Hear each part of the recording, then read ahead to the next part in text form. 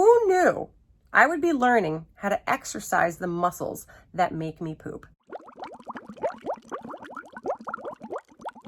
We are here for episode 2 of my new series called Curing Constipation, My Journey to Healthy Pooping.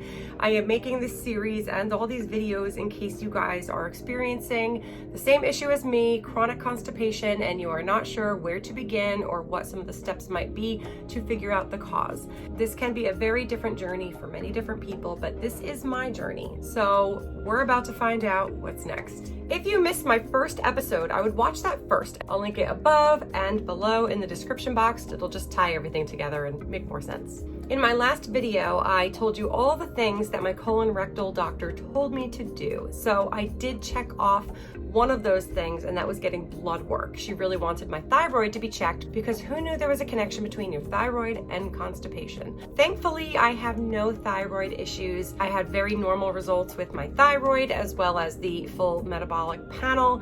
Everything is normal. So I'm very happy about that. Today is completing task number 2, and that is getting an MRI. So this is a different one. It's called an MRI Defecogram. I think that's how you say it. I'm not sure. I'll spell it out here for you guys. So if you don't know what MRI stands for, it stands for magnetic resonance imaging. So this is an MRI Defecogram. Pretty much they're going to be taking images of my pelvic region to see the cause of my chronic constipation.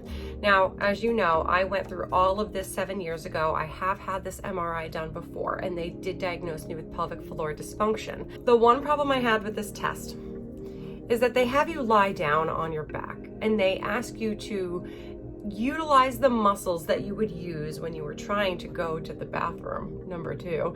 And I have a very hard time engaging those muscles when I'm lying on my back. I mean, I even tried last night. I'm laying in my bed and I'm like, let me try to do this. It's so hard. So when I was doing a little bit of research into this sort of MRI, I did come across an article of a medical center where they have people sitting up in the MRI because it makes more sense. Like they just weren't getting, I guess, the right kind of results that they were looking for from the lying down position. I don't know what to expect today.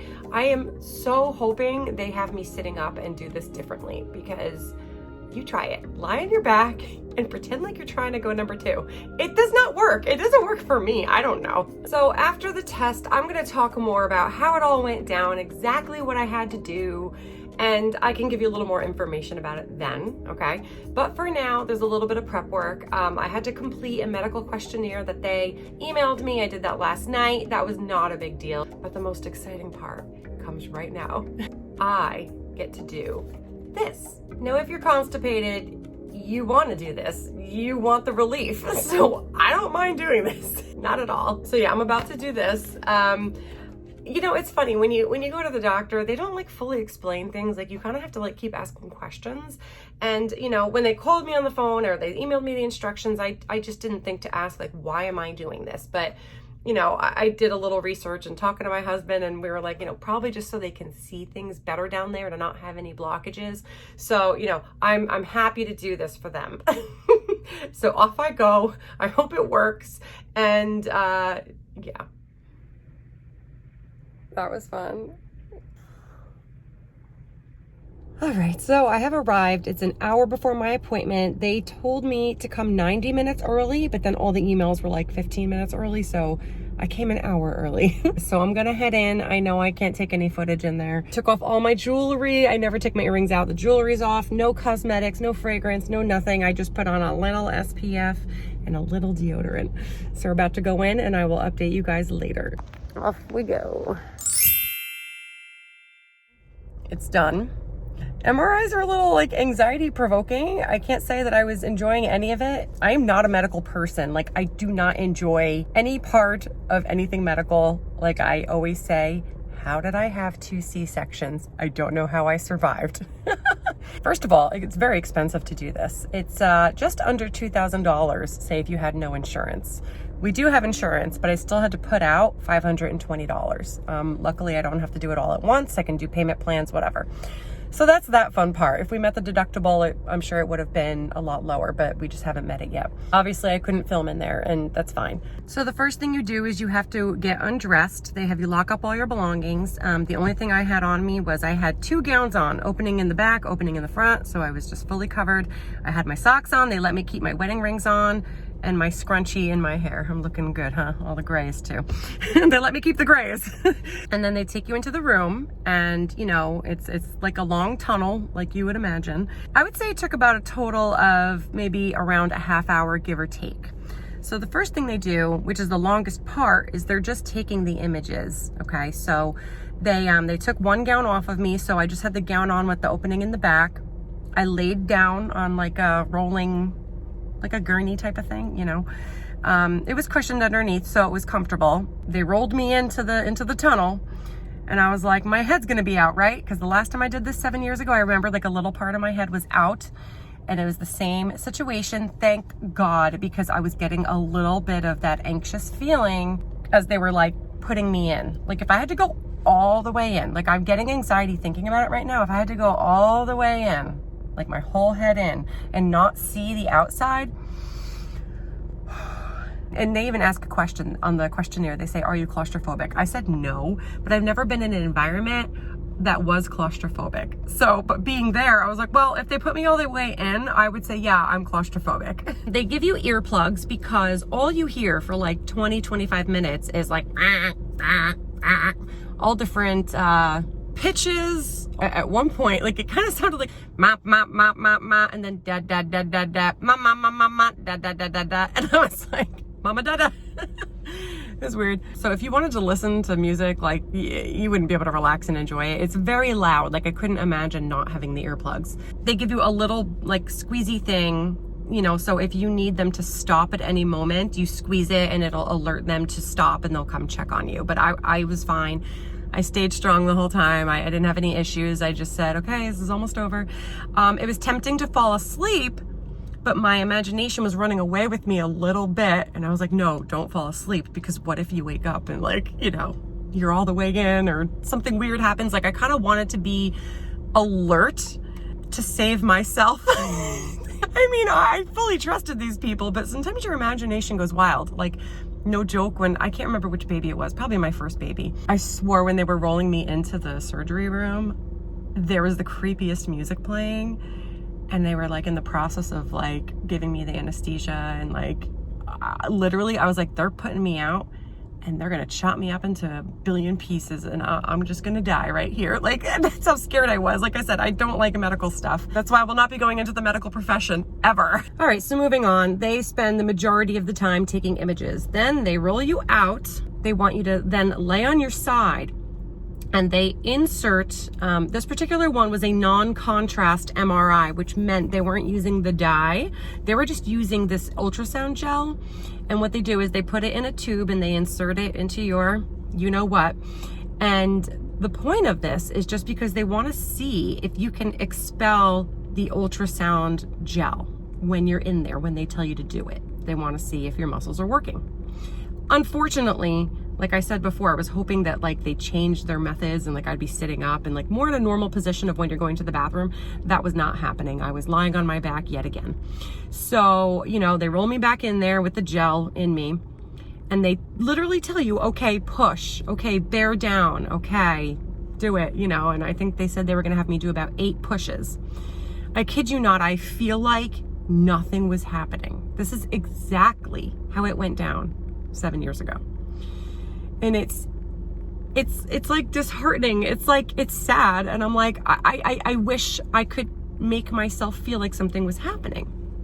So I came out, they rolled me out, and I was like, listen, I even told them when I was in there, I was like, I feel like I can't. But they're like, whatever, you know, it's fine. I come out and I'm like, look, I felt like nothing was happening. I couldn't engage those muscles. They're like, it's okay. They're like, we saw movement. Like, they could tell that something was happening, even though from what I could feel, I'm feeling nothing. And I started welling up and I started almost crying. I'm a little bit of a crier, but like it made me feel like my body wasn't working. But then it's all done. They're like, don't worry, it's fine. I went into the bathroom, and then you go to the bathroom and a lot of the gel does come out of you. And then I felt like my body was working again. So I guess this is just how it goes. Like, I guess this is normal. I don't know. So a lot of the gel came out, cleaned myself up, got dressed, and like literally that was it. And I left. And I should know in a day or two the results of this MRI. Definitely stressful. I mean, I kept my cool, but like, you know, I had moments of anxiety and that was about it. But I just kept calm the entire time. You know, this could have been much worse. This is not like the biggest deal in the world, but it's definitely not like super fun. So it's now Friday and I have not gotten the results from my test. And I'm like, I need these results. I got a video to post. So I called radiology. They told me to call the doctor that issued the MRI. I left a voicemail. I'm like, can you please let me know what the results are? And they did call me back within like an hour or two. And the woman who gave me the results was like, oh yeah, you've got pelvic floor dysfunction. Like, yeah, you have it for sure. I'm like, okay. So it's my body's been kind of doing the same thing this whole time. And I said, is this from having children? She's like, oh yeah, it's very common. She's like, did you have a vaginal birth? I said, no, I had 2 C-sections, but my babies were very big. They were 9 and 10 pounds, and I did gain a significant amount of weight both times as well. And I could hardly walk with my second pregnancy at the end. Like, it was painful to walk. I mean, I was like, I had my belly strapped up because my belly hurt so bad. Like the pressure, it's like the baby wanted to go, like my stomach wanted to go down, like go down to the floor. It hurt so bad. So she does want me to proceed with the physical therapy, the pelvic floor physical therapy. And then as for the IBS diagnosis, I was able to get an appointment for a few weeks from now, all because someone canceled, or else I would have had to wait till January. But thank God there was a cancellation. So I will be going to the GI in a few weeks to see if I also have IBS plus constipation. There's 2 kinds of IBS. There's IBS-D and IBS-C. IBS-D stands for diarrhea. C stands for constipation. So clearly I have the constipation one. If I have IBS at all, that's probably just going to be a conversation about what I've been experiencing, and also probably lots of trial and error with diet. So we'll see how that goes. So I believe we have now concluded episode 2 of Curing Constipation. And I'm feeling good about getting some results. I really am. I feel like this is probably, you know, if pelvic floor dysfunction is all I have, probably what I want, you know, because it's fixable. You know, this can be fixed. Who knew I would be learning how to exercise the muscles that make me poop? Like, so I'm excited. I'm excited to learn. I know this is an issue for people, but you just don't hear about it. Like, I never heard of this until I needed to start exploring what was wrong with me. But I've never heard of anyone else telling me that they have pelvic floor dysfunction. Like, you just don't hear about it. You just hear IBS all the time. So I hope I've enlightened you. You know, maybe this is something that you should check out if you are also having issues going to the bathroom. You never know, especially if you've had babies. It seems to be very common. So wish me luck in my endeavors. I will be back with another episode once I start the physical therapy, when I see the GI. So I will be back for more updates, and I will be continuing this series, but I will be posting other content as well. So if you enjoyed this video, give it a thumbs up. Don't forget to subscribe to see future videos from me about healthy pooping and food, fitness, and mindset. And I will see you in my next video. Bye.